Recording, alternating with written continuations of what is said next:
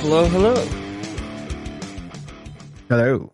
Hello, everybody, and welcome back to the Garden of Sports Baseball Podcast. This is your Week 18 recap episode and Week 19 prep episode. It's also going to be our last fantasy baseball episode just based on our points league. This is the championship week, and just in case, we wanted to prep people if your league's still going. I know some are. Ours kind of ended a little early, but yeah, just because of the turnout and we're getting ready for football, we're going to kind of cut it short early this year, but next year we'll probably go further in when we switch back to ESPN. So Yeah, for sure. and if you are a new listener who somehow found this podcast, this is Garden of Sports. This is my brother Zach Gardner. I'm Jake Gardner. What's up? And we go into points leagues. Heavy detail. Heavy detail, points fantasy leagues, and obviously baseball, and then the other three main fantasy sports. But we'll also go over categories and different types of scoring in other sports as well. So, and our format is surprises, key pickups and hitters, and then pitchers, our watch list, our stashes, and then if it's early mid-season, we'll go over trades. But end of season like this, we don't go over trades because a lot of people's deadlines are passed. Mm-hmm. So basically, Jake and I at the Garden of Sports Fantasy Sports Podcast, we are your one-stop shop for anything and everything fantasy sports related. So, for if you play all four of them, you can listen to every single one of our episodes, and you would be a pretty awesome person to listen to every single one of our episodes. But yeah, we do all fantasy sports year round, round the clock, 24/7, 365 days a week. You can find Jake and I here weekly. Yes. So yeah. So surprises of the week for Zach. All right, surprises of the week. My pitching surprise is Johnny Cueto. Mm-hmm. Mr. Old Reliable. Johnny Cueto, like we've been saying about him for the last 3 years. Yeah. Just kidding. He's right. doing fantastic, and he just continues being Mr. Reliable for the White Sox. Over the last week, he has 2 wins, 16 innings pitched, in 2 games played. Only 1 earned run, 2 walks, and 5 strikeouts. Little low on the strikeouts, but very good innings pitched, averaging 8 innings a start this week, and very good amount of points. So he just continues his very much unforeseen, I'm not going to say dominance, but consistency. Consistency is a pretty hard thing to find in starting pitching, especially from a guy that you get in the waiver wire halfway through the season. So, so I just got to say he's probably the biggest surprise of this fantasy season. Definitely a big surprise this week when you look at all the other pitchers that are toward the top of the list. So I mean, it's definitely, I think, the biggest surprise of the year. Oh yeah, because nobody drafted him. No, literally nobody. So, and he's still not very much high owned. So yeah, I just grabbed him in my ESPN league. Yeah, he's still out there and willing and able to help anybody in their playoff runs. So, I would say he should be owned in all leagues, even the 10-team league. I think he should very much be owned. I mean, I own him in a 10-team league. But moving on. We can go over grabs, yeah, I bet. Yeah, we can go over that. And then hitting, where are we on? Fucking surprises? Hitting surprise. Gosh, hitting surprise. The rookie on the Atlanta Braves, Vaughn Grissom. He's been an absolute beast since he came up a couple of weeks ago. Over the last week, he's got 1 home run, 4 RBIs, 1 stolen base, 4 walks, and 14 total bases over the last 7 days. He's only 66% rostered, and if, based off of the stats I just gave you over his last week, you can have him in a points league, in a categories league. I mean, he's getting stolen bases, walks, hits, home runs. He's hitting home runs and hitting for average. He's only been up I think 10, 11 days, Jake, if you go look at him, but I don't know exactly the number. But so far in his about 2 weeks that he's been up, he's batting .384 with 3 dingers and 8 RBIs. So right now he looks like he's a must-add guy. He's shortstop and second base. Yeah, he's actually got 3 home runs. Yeah, that's what I said, 3 dingers. Oh, you put 1 home run. Okay, my bad. Over his last week, and then got it. Over his total stats, he's got 3 dingers and 8 RBIs. Yep, 67% rostered. Yeah, that's gone up since I checked a couple hours ago.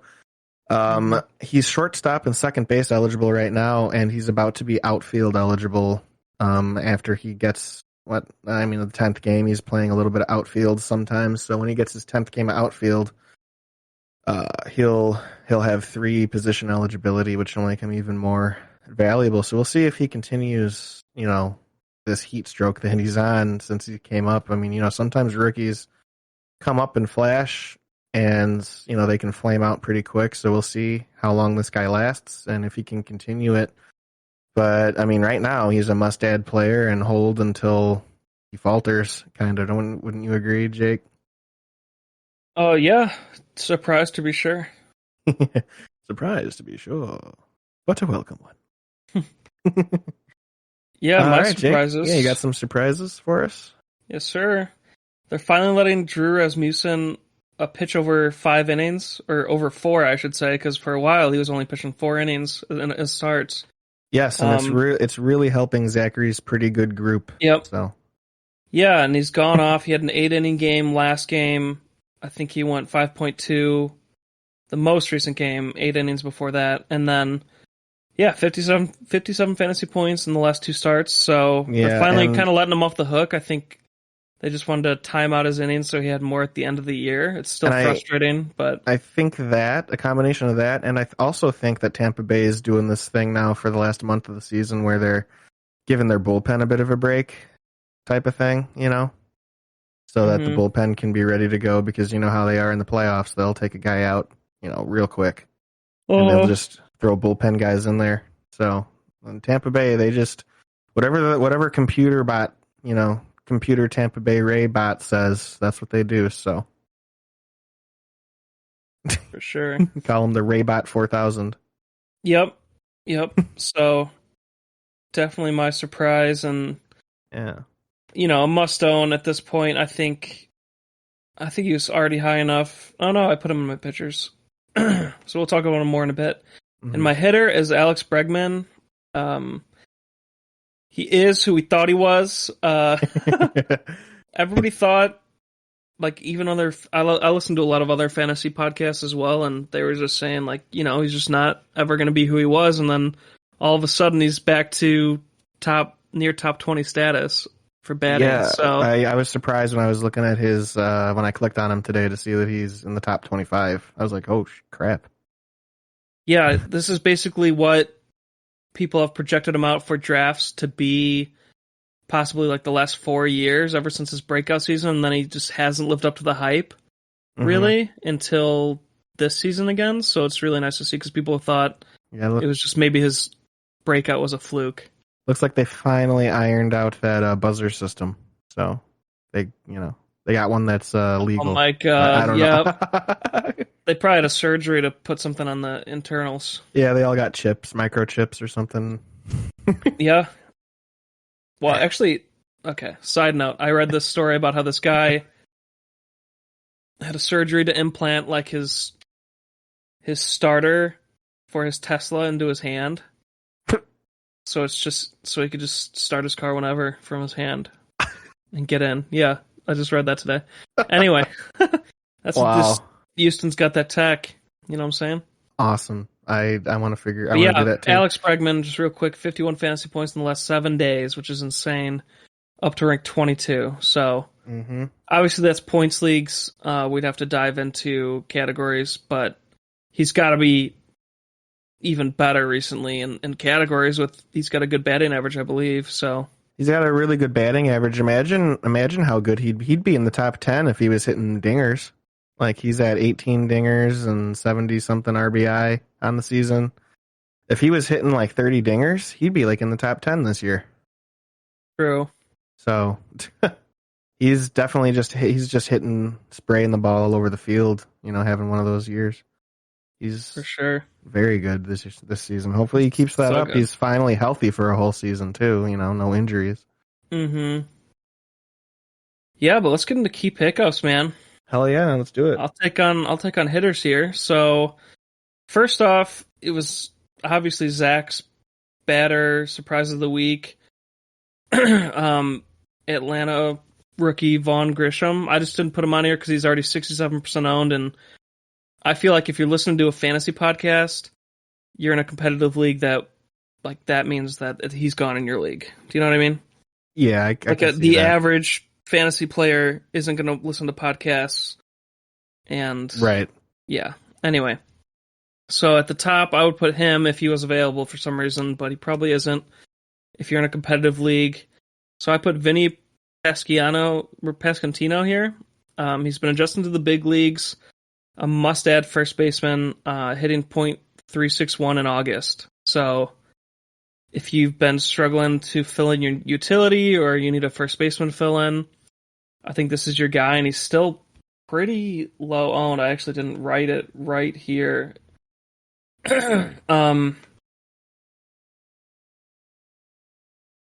Look here, 54%. Okay, so he's actually gone up a bit, but you could still possibly get him, and then I definitely would. I mean, that's got to be better than most anybody you're putting in your utility spot right now. Mm-hmm. And then second, for the upside, I put Brett Baty. He's come up for the Mets. He was red hot in Double A and Triple A, and it was .315 in the minor leagues. Yep. And he's already 40% rostered, even despite he's only played 4 games and he hasn't done anything spectacular yet. But everybody's grabbing him for the upside. So, if you need an upside play in your batting lineup, I'd go and grab him. Hell yeah. Can I get a hell yeah? No, nope. And then Lars Nootbaar. Hell yeah, I'm grabbing him just for the name. I almost didn't want to put him on the list, but his numbers are too good not to talk about. So let me just Nootbaar. Well, it's Gotta two love it. A's. Yeah, Bar. Only 9% rostered. He's been a tear at the plate for the Cardinals. He's become their everyday right fielder. He's must own right now. I mean, if you go look at his last week, Zach, it's insane. Okay, I'm gonna type this guy in. Nootbaar. Nootbaar with 2 A's. Yeah. You kind of just have to roster him if you have the room until he cools off, and he's got a Cubs series coming up. So Wow. Yeah, he's had a pretty nice week, I'd say. big second half guy. I mean, especially in the playoffs, this is a must add if you're in the playoffs right now. Anytime a guy gets 13 points without a home run, they're kind of hot. Yeah, say that again. So, like we said, only 9% rostered. Go get him if you have the room in your outfield. Jake Fraley, homered back-to-back games this weekend. Another great hot bat to grab for the Reds. Just tonight, 18 fantasy points. Yeah. Looks like a grand slam. I don't know how he got 18 without looks like that. a 3-run homer. Okay. Yeah, so another great outfielder that's hot right now that you could stream if you need to win your playoffs right now or your matchup right now to fight for your playoff spot. I like this guy a lot as well, just like Nootbaar. I think they're kind of head-to-head for me. Yeah. But Fraley's got a Philly series coming up while Nootbaar has the Cubs, so I put Nootbaar first. And then another kind of surprise pickup to put on the list is Albert Pujols. He's going off right now for St. Louis as well. Dude, looks really awesome. hot bat. Yeah. 5 home runs in the past 5 games he's hit in. So dingers, baby. If you just need a quick utility spot, you need some power in your lineup, go grab Albert while he's hot. Yeah, and I think right now he's sitting at 691 dingers for his career. And he's talking about retiring at the end of the season. Let's get our boy Albert to 700, Jake. What do you say? Yeah, I think now that we're talking about it on the podcast, that'll definitely push him over the edge. Yeah, we're giving him that extra juice he needs if he's listening to us right now. Yeah, Albert Pujols needs us to just give him that little bit of get up and go so he can hit the 9 more dingers he needs, bro. I mean, getting to 700 dingers, he'd be, I think, one of 4 guys to ever do it. And I don't think it's happened since Hank Aaron. I don't think. Maybe Barry Bonds. I can't remember exactly, but it's been like 20 years since someone hit that many. So that would be pretty crazy. Hope he does it. Yeah, that would be insane. But yeah, so 45 fantasy points in the last 7 days. Stream them if you need them for power. Oh, yeah. All right, Zach, you got pitchers, boy. All right, let's do some pitchers. So we already mentioned Drew Rasmussen, but he's definitely the grab this week. He pitched 5.2 innings with 8 Ks, 2.82 ERA on the season, and he just all around looks very good. I'm actually going to pull him up here because I think in his most recent start, like Jake said, he went longer. No, he went 5.2. The 2 starts ago, he went 8 innings. Yeah, they're actually letting him go longer. So, in his 2 starts ago, he went 8.1 into the 9th. And then this one, he went into the 6th, 5.2. So they're just actually giving him a little bit of run now. Definitely a must-own. I thought he was lower round, though. He's 73%. Yeah, but if he's still there, pick him up. It's because we missed a week of recording and we would have caught him earlier. Yeah, and then Brady Singer, we've mentioned him, I think, once before earlier on this podcast, but Brady Singer, 3.27 ERA on the season. He's been red hot lately. He's a must roster for the rest of the way. He's 65% rostered. He just continues his kind of breakout year that he's been really flying under the radar for most of it. Yep, and shut down the Dodgers last Sunday. Yeah, this kid's looking special, so, be getting him on your team. Wait, is this guy young? Yeah, Brady Singer, dude. He's like in his 20s. Okay, he's one of their younger. I thought the other guys are younger. Maybe you're right. Yeah, he's 26. He's one of their younger guys. So, okay, he's reminded me of like a Lucas Giolito, where he kind of has one of those years where he comes out of nowhere, looking pretty good. Definitely better than Giolito for sure. Well, I'm talking about Giolito's like 2018, 2019 season. Yikes. But yeah. And then next, David Peterson.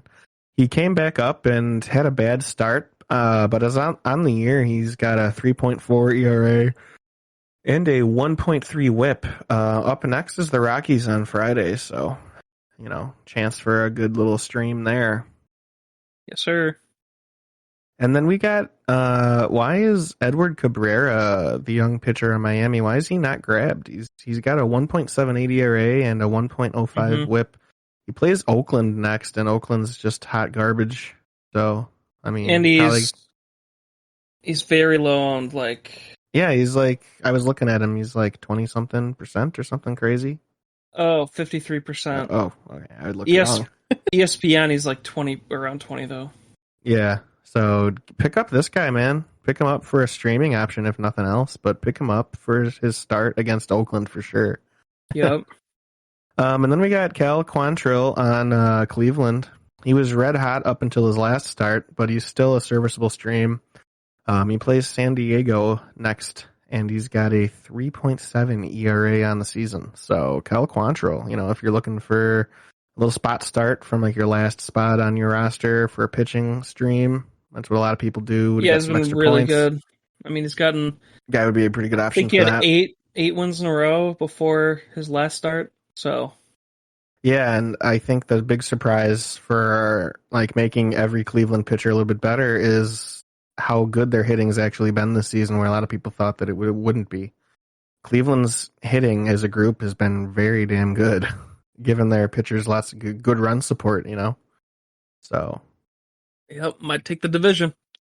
Yeah, they could, man. Then they'll be a tough out in the playoffs because 1 through 5 starting pitchers, all their guys can go, All their guys are pretty good and young and flame throwing, so they're an interesting one to watch for sure. And then lastly, wrapping up the pitchers pickups, Eduardo Rodriguez, he's back for Detroit. He fired 5 shutout innings in that nice win over the Angels. He has Texas next Saturday, so be on the lookout for that matchup. Be picking up Eduardo Rodriguez. Yep, only 36% rostered. He looked phenomenal. And I think Phenomenal. he's a must stream, and he's the lowest owned player on this list. Yeah, so pick him up, you know? Let's pump those numbers up. Way, way, way up. Yes, So, sir. yep. If you want to win, them the moves. Mm-hmm. And next up, Jake, we'll have Jake tackle some watch list deep league moves. Take it away, Jake. All right, first up, I have CJ Abrams. He was the main piece in the Juan Soto trade, and he's now come up for the Nationals from AAA. He hasn't quite done anything yet in the first 5 games he's been up with the new team, but be patient with him. Keep him on your watch list. I think this could be a big, if you have a later playoffs, that's right up to the end of the season. I think he's going to be good coming up here. He is, and even if it's not this season, he is one to watch for dynasty leagues for sure. He's a very highly thought of shortstop prospect. And if it wasn't for this guy named Tatis in San Diego, he would be up playing shortstop for them. So he played a little bit. He played a little bit for them because of Tatis being injured all the time. Mm-hmm. And other guys and hitting the PEDs, hitting those bad boys up. But yeah, Abrams though, be watching him. He's one that you'd want to pick up, and because he can break out at any time. He's a very highly thought of. He's not just a prospect. He's a highly regarded prospect. So be looking at this guy. Hell yeah. And then I put Yohan Moncada. I think he could still have a hot streak anytime at the end of the season here. So I think he's always a guy to keep on your watch list for a hot streak. Same with Seth Brown on Oakland. Big home run hitter. Obviously, he's already kind of had a big breakout hot streak a month ago-ish, a couple weeks ago, and he slowed down a little bit, but he could still keep hitting. And then I have Ranger Suarez. Pretty dang good lately and holds a 3.31 ERA on the year. Yeah, this guy's been pretty dang good as a streaming option all season. He's gotten me a couple nice little streaming play, points. So yeah, definitely would stream him if you have the room. If you have a stream spot, this is a great guy to stream each week. Mm-hmm. And then JP Sears. Ranger Suarez is pretty good, but he's not as reliable as my boy Ranger Rick. So my God. That was a bad one. Okay, we're moving on. Cross that one off the list. JP Sears.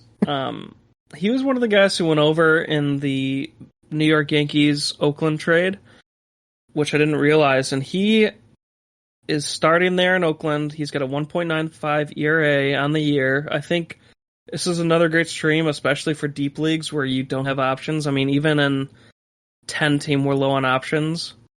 So 12-team, this is a great stream. Yeah, keep watching him. Oh yeah, do it. JP Sears, you heard it here first. 1.95 ERA. Mm-hmm. Let's go get the Sears. Oh my God. All right, did you get stashes? More shares of Sears on its way up. Oh my God. And then I'm gonna take some stashes here for you for like injury guys that are coming back. So,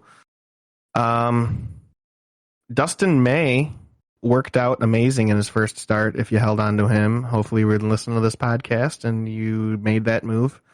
This is why we go over stashes. So yeah, that's why we have this whole segment here. Dustin May worked out phenomenally like we thought it would. Yes, sir. And then so with that in mind, Jack Flaherty on the Cardinals is making some rehab starts. So let's see what he does. I mean, this guy is ace level when he's there and pitching. So obviously this is a guy that if there's any news that he's making some rehab starts, if he's available at all, go pick him up because this could be a league winning thing if your playoffs are about to start or, if you're moving on to the next round next week or something like that, pick this guy up. He'll get you a couple starts, maybe get you that championship trophy. And then similarly, Mike Soroka on the Atlanta Braves making rehab starts. And next up is AAA. And he's already 41% rostered, so go and check on Jack Flaherty and Mike Soroka. See if you could make your league-winning move. Yeah, I think I'm more excited for Mike Soroka Yeah, because that he's he's looked really younger good. and He's looked really good in Double A. I think he had like 8 strikeouts. he's So he's got a nice. I think he's a little closer. Jack Flaherty already came back this season and like instantly re-injured himself. So I'm a little worried about him, but he's definitely Mhm. still a name and I see mean, what he could that's an do. ace. I mean, he's got that name value still for sure, Jack Flaherty. So Yeah, and then because it's our last baseball episode, we wanted to recap our season and just give our thoughts on the year. So yeah, yeah, I'll go first here. okay. Yo ho. Yo ho. So I finished as the first seed of the league, and then it looks like I'm going to end up in 4th place here because I lost my semifinals, and it looks like I'm going to lose the 3rd place matchup. So Oh no. really, just slowed down at the end at the absolute wrong time. I mean, our league.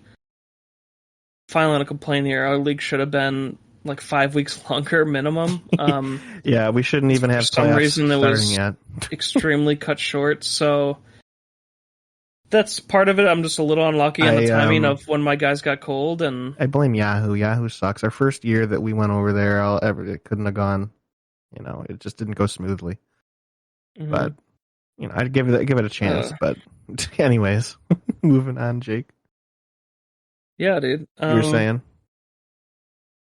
And I think part of my biggest failure was the trade for Giolito. I just really wanted to believe that Giolito could turn it around in the second half, and he ended up kind of fucking me. I mean, I don't regret giving up Skubal. I gave up Skubal and Sandoval, so it wasn't like some huge haul, but I knew Sandoval had the upside, and yeah, Skubal kind of also fell off a cliff like Giolito, but yeah, Sandoval ended up doing really good the past 2 weeks and had like 40-some fantasy points, so I think I missed out on those points, and yeah, don't trade for guys that are on your favorite team. Abreu was fine, but people are going to try to swindle you in those, so. I didn't foresee a shitty year like this for Giolito for sure. I don't think anyone did. So, I mean, that shit happens sometimes, you know? Yep. But yeah, I had really stacked hitting, but then they got cold the past 2 weeks, and then, yeah, the whole year I've been trying to trade for different pitching just because I knew pitching was my weakness. So next year, I don't know if it's just how the draft went, but I wasn't able to get a lot of aces. Mm-hmm. So next year I'll definitely focus more on filling that out. Yeah. But yeah, how about you, Zach? Well, So I barely squeaked into the playoffs. We have 6 teams make the playoffs, and I was the 5th seed. So almost I'm at the bottom of the list there. But it looks like I am wrapping up with the first place championship because it looks like I'm gonna win the championship matchup this week. So I think I got first place. So I knocked out Jake's team. And he was the 1 seed, had the bye week, knocked him out, and then I'm beating the 2nd seed right now for the championship. So it's been a pretty nice little Cinderella story here. Just goes to show you never give up, keep making moves because you never know when your team could get hot. If you think it sucks, everything can change in 1 week. All it takes is a couple guys to get hot, and you just get a shit ton of points. And I just luckily a lot of my guys got hot all at once, right at the perfect time for at least our league's playoff matchups. So, go over. I got a long little list here. We'll go over some standouts hitters. Pete Alonso. He's number 5 overall fantasy baseball player right now on Yahoo. I got him later than I should have in the draft. I think I got him like 5th or 6th round or something crazy like that, somewhere in the mid rounds. And he has way overperformed that draft value for sure. Did better than I even hoped he would do this season for me.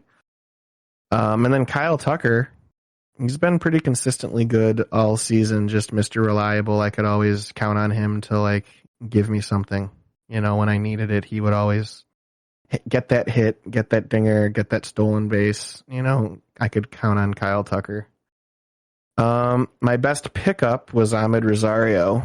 He was intended to be a streaming option, but he ended up turning himself into a must-hold, and he was one of my studs down the stretch. My standout pitching was Kevin Gossman and Chris Bassett. They were very consistently good all season, my Mr. Reliables. And then throughout the playoffs, I kept streaming my last pitching spot and seemingly always made a really good choice there. I would always get like 15 points or more from like the guys I would choose to stream. Really helped add up those extra needed points. It definitely could have backfired doing it that way on me, but I just got all of the luck in the playoffs. And my best pitching pickup was Johnny Cueto, who was just intended to be a stream, but I had to keep holding on to. Yeah, dude, must be nice. So yeah, just, couple guys, and then I'm going to be the first team since our league was started 5 or 6 years, I think 6 years ago now. I think this is the 6th season. I'm the first team to win with Mike Trout on it. So Mike Trout finally gets a championship. I hope he's really proud of it. Well, he didn't really do shit. He got me 3 points today in the last day. So -5, so 2.5 on the week. 2.5 points for Mike Trout championship week. So that's right. He contributed greatly to my efforts. Big shooter. He was on a winning team though. He hasn't been on a lot of those. So I hope he's really happy about it and cherishes it. Mm-hmm. So. Yeah, it just tells you that you just got to make playoffs and anything can happen. Because if you just look at Zach's lineup, you might not think it's going to win, but it's not all the star-studded names, but he just made the right moves. And who would think Jeff McNeil would be like, a top 20 guy this week? Yeah, he's pretty good. He's getting himself into the top 100 now. He's been great over the last 2-3 weeks. Mm-hmm. But yeah, I don't know why you held Franmil, but all right. He hit some dingers this week.